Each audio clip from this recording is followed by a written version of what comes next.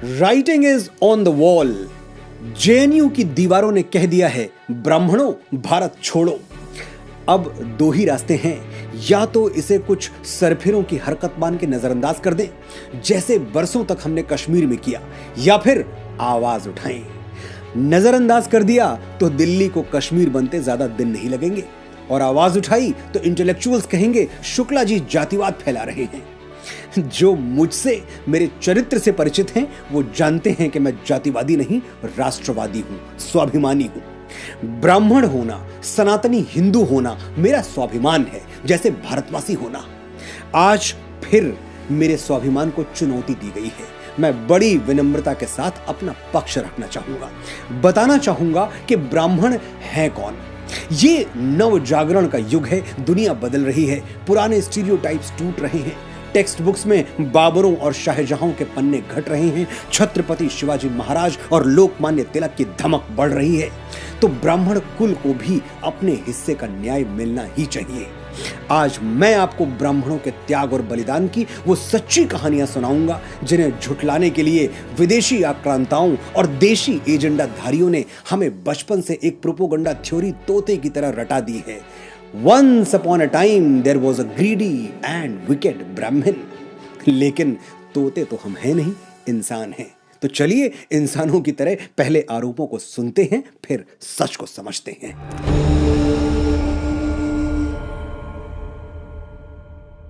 ब्राह्मण यानी वो लालची व्यक्ति जो फटे पुराने चिथड़े पहने हुए गांवों की गलियों में घूमता रहता है और कर्मकांड दक्षिणा के नाम पर लोगों से पैसे ऐंठता है। मुंशी प्रेमचंद के पंडित मोटेराम शास्त्री हों या बॉलीवुड के पंडित पुजारी, ये हमेशा दुष्ट, पाखंडी, निर्दयी, ढोंगी और लालची होते हैं। यही स्टीरियोटाइप है। इससे भी अगर हम एक कदम आगे जाएं तो बॉलीवुड में सुपर हिट विलन तो वही होगा जिसके गले के अंदर गालियां और बाहर रुद्राक्ष की माला हो। विलन तो मार्केट में वही चलेगा जो अपने काले कारनामों को छिपाने के लिए केसरिया तिलक लगाता हो। अब ये बाजार है, यहां जो बिकता है वही दिखता है, और जो दिखता है वही बिकता है। जब तक प्रोडक्ट बिक रहा है, उसके असली या नकली होने से क्या फर्क पड़ता है। ब्राह्मण अपने स्टीरियोटाइप घिनौने रूप में बिकते रहे और आप भोले भाले सीधे साधे लोग ये झूठ बार बार खरीदते रहे। ये बार बार कहा गया कि ब्राह्मणों का इतिहास लोभ और लालच से भरा हुआ है। तो चलिए पहले इतिहास की ही बात कर लेते हैं। द्वापर का पन्ना खोलते हैं। कौन सा ब्राह्मण कैरेक्टर तुरंत याद आता है? सुदामा। पिछले 5000 वर्षों में सुदामा गरीबी का चेहरा बने हुए हैं, वो भी तब जब उनके सबसे करीबी मित्र भगवान श्री कृष्ण द्वारिका जैसे वैभवशाली राज्य के राजा थे। सुदामा मुंह खोलते तो कृष्ण उन पर मणियों और मोतियों की वर्षा कर देते, लेकिन ब्राह्मण सदैव उसे स्वाभिमानी रहा है। सुदामा ने कृष्ण से कुछ मांगा ही नहीं, उनको मोती और मणि नहीं, सिर्फ भगवान के चरण चाहिए थे। मेरे हिये हरि के पद पंकज, 12,000 ले देख परीक्षा, औरन को धन चाहिए बावरी, ब्राह्मण को धन केवल भिक्षा। ब्राह्मण ने उतना ही धन इकट्ठा किया जितना भिक्षा में मिल गया, और ये भिक्षा भी वो ऐसे ही नहीं मांग लेता था। पहले ब्राह्मण परमपिता परमात्मा से आपकी सुख, समृद्धि और कल्याण की कामना करता था, फिर आपका मुट्ठी भर अनाज स्वीकार करता था।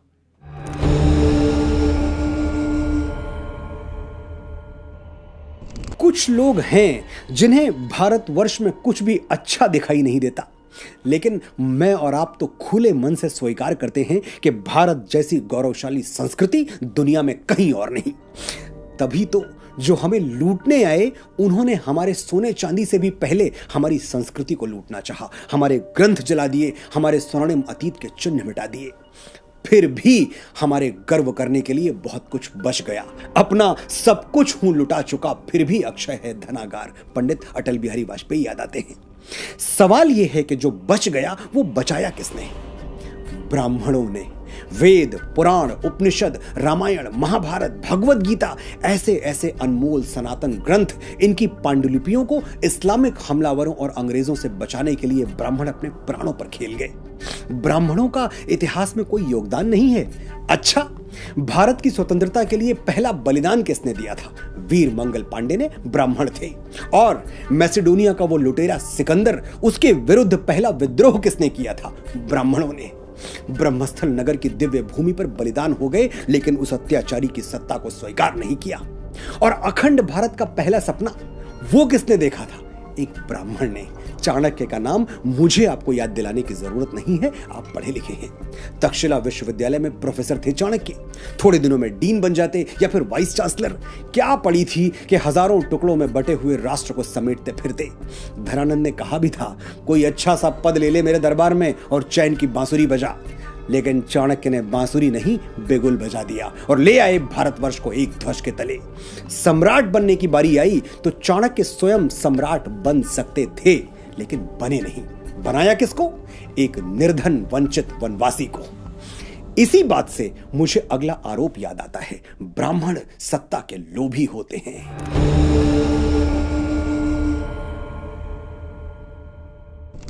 राजा दशरथ की मृत्यु के बाद भगवान श्री राम और लक्ष्मण दोनों वन में थे और भरत शत्रुघ्न ननिहाल में।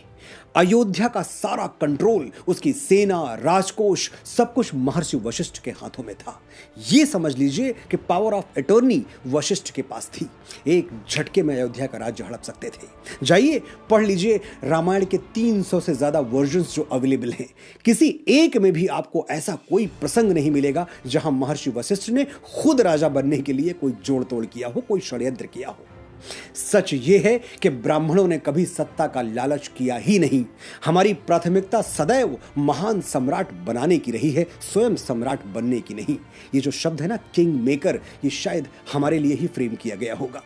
लेकिन फिर भी अगर मातृभूमि ने हमें राजत्व प्रदान किया, हमें राजा बनाया, तो हमने कभी उसके माथे पर कलंक नहीं लगने दिया। शुंग, कण्व, वाकाटक, पल्लव, कदंब और आंध्र सातवाहन वंश का इतिहास उठाकर देख लीजिए। महाराजा दाहिर से लेकर ब्राह्मण पेशवा बाजीराव बलाड़ की जीवनी पढ़ लीजिए। सिंहासन पर बैठे तो देश के लिए सर्वस्व दांव पर लगा दिया। एक और बात बड़ी गैर जिम्मेदारी से कही जाती है फूट डालने के लिए, कि ब्राह्मणों ने क्षत्रियों से, राजपूतों से हमेशा द्वेष रखा। मुझे फिर से पेशवा बाजीराव याद आते हैं। राजपूत राजा छत्रसाल का एक पत्र उन्हें भोजन करते समय मिला था। पत्र में लिखा था, जो गति ग्राह गजेंद्र की, सो गति भई है आज, बाजी जात बुंदेल की, बाजी राखो लाज। यानी जो दशा मगरमच्छ के मुंह में पैर फंसने पर बलशाली हाथी की होती है, वही दशा बुंदेलखंड की है। तुर्क फंगस खान ने बुंदेलखंड को घेर लिया है बाजीराव, अब बुंदेलखंड की बाजी तुम्हारे हाथ में है। पत्र पढ़ते ही बाजीराव भोजन छोड़कर उठ गए। किसी ने कहा, भोजन तो करते जाओ पेशवा। महान पेशवा बाजीराव बल्लाळ ने पलटकर जवाब दिया, आज मैं समय से राजा छत्रसाल की मदद करने नहीं पहुंचा तो इतिहास कहेगा एक क्षत्रिय राजपूत ने मदद मांगी और एक बेपरवाह ब्राह्मण भोजन करता रह गया।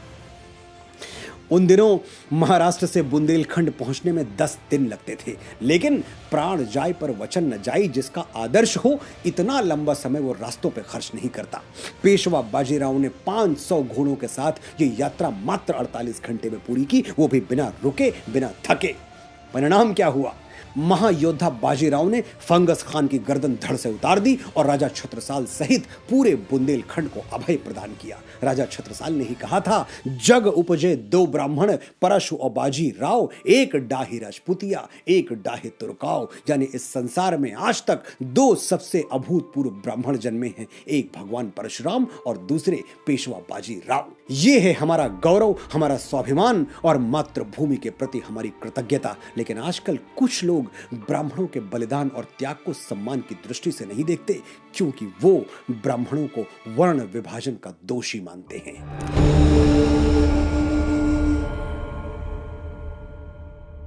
ब्राह्मणों ने समाज को जाति के नाम पर विभाजित कर दिया।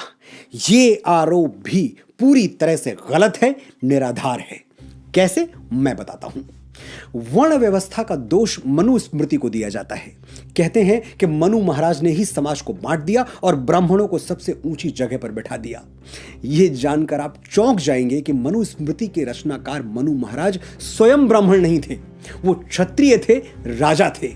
भगवत गीता में श्री कृष्ण ने कहा है, चातुर्य वर्णम मया सृष्टम गुण कर्म विभाग शः, यानी गुण और कर्म के आधार पर मेरी बनाई हुई ये सृष्टि 4 वर्णों में बटी हुई है।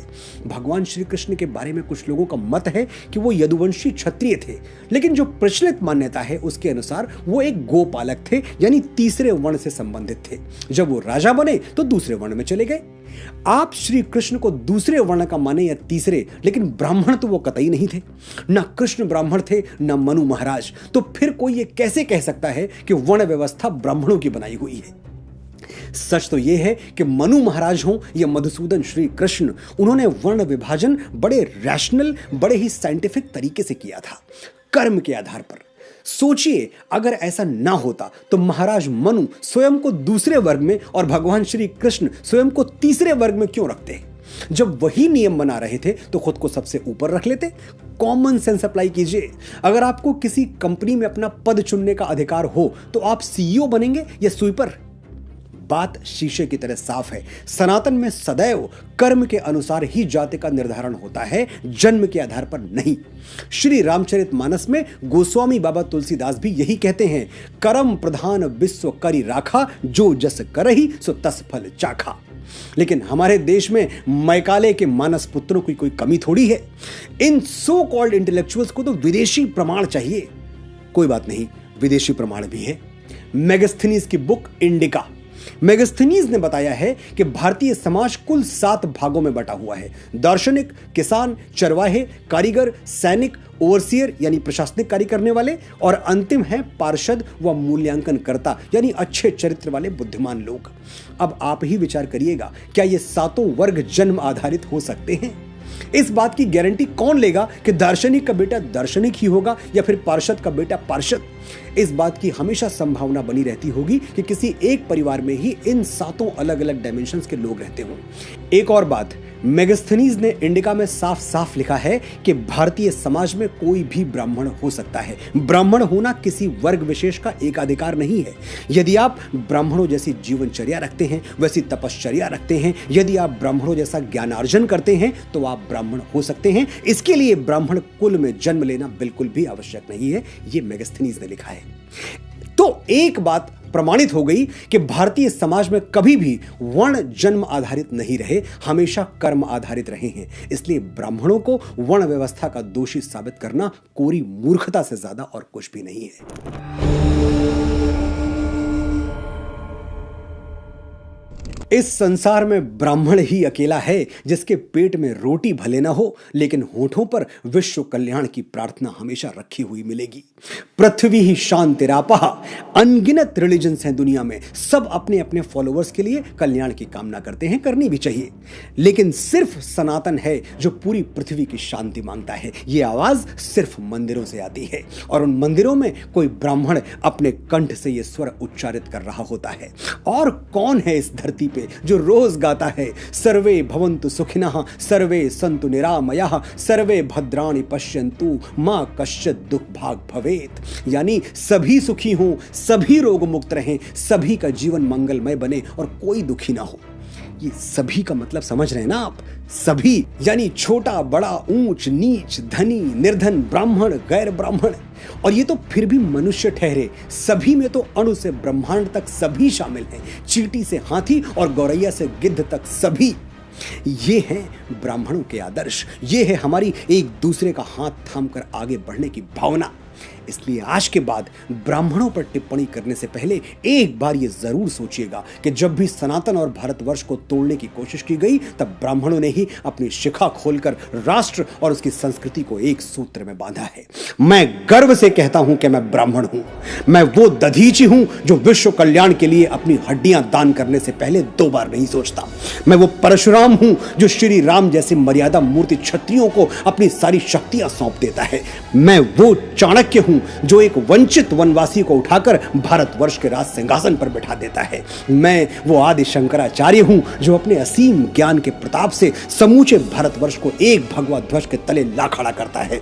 मैं रामकृष्ण परमहंस हूं जिसकी शरण में आने वाला विवेकानंद हो जाता है। मैं स्वामी समर्थ रामदास हूं जो छत्रपति शिवाजी महाराज जैसा शिष्य देके इस धरा को धन्य कर देता है। मैं पेशवा बाजीराव बलाड़ हूं जो एक राजपूत राजा के स्वाभिमान के लिए थाली में सजा हुआ भोजन छोड़कर रणभूमि की ओर चल पड़ता है। मैं मंगल पांडे हूं जो स्वाधीनता के मस्तक पर तिलक बनकर जगमगाता है। मैं राजगुरु हूं, तात्या टोपे हूं, परमवीर कैप्टन मनोज पांडे हूं। मैं चंद्रशेखर तिवारी आजाद हूं। मैं वीर सावरकर हूं जो अंडमान की सेलुलर जेल में 2 कटोरी पानी पी के स्वाधीनता के स्वप्न को जीवित रखता है। मैं बाल गंगाधर तिलक हूं जो भारतवर्ष को एक बार फिर अपनी संस्कृति पर गर्व करना सिखाता है। मैं दयानंद सरस्वती हूं जो अंग्रेजों के पथभ्रष्ट किए हुए भारत को संदेश देता है, वेदों की ओर लौटो। मैं ही इस यशस्वी ब्रह्मकुल की बेटी रानी लक्ष्मीबाई हूं जो मातृभूमि की रक्षा के लिए फिरंगियों के बदन में अपनी तलवार का लोहा उतार देती है। हम ब्राह्मण हैं, जन्मजात तपस्वी हैं, जन्मजात साधक हैं। हम संगीत की साधना करते हैं तो तानसेन बन जाते हैं, स्वर साधना करते हैं तो लता मंगेशकर कहलाते हैं, और शब्द साधना करते हैं तो महाकवि कालिदास और गोस्वामी बाबा तुलसीदास के नाम से अमर हो जाते हैं। आर्यभट्ट, वराह मिहिर, श्रीनिवास रामानुजन, वेंकटरमन रामकृष्णन, हजारों लाखों यशस्वी ब्राह्मणों के नाम हमारे ब्रह्म पटल पर स्वर्णाक्षरों में अंकित हैं। मैं कितनी भी कोशिश कर लूं ये किस्सा रह जाएगा आधा। किस किस के मैं नाम गिनाऊं, सांसें कम हैं, लोग ज्यादा। ब्राह्मण भारतवर्ष का मस्तक है, ये मस्तक झुकना नहीं चाहिए। आपने बड़े धैर्य से सुना, बड़े ध्यान से सुना, आपका आभार।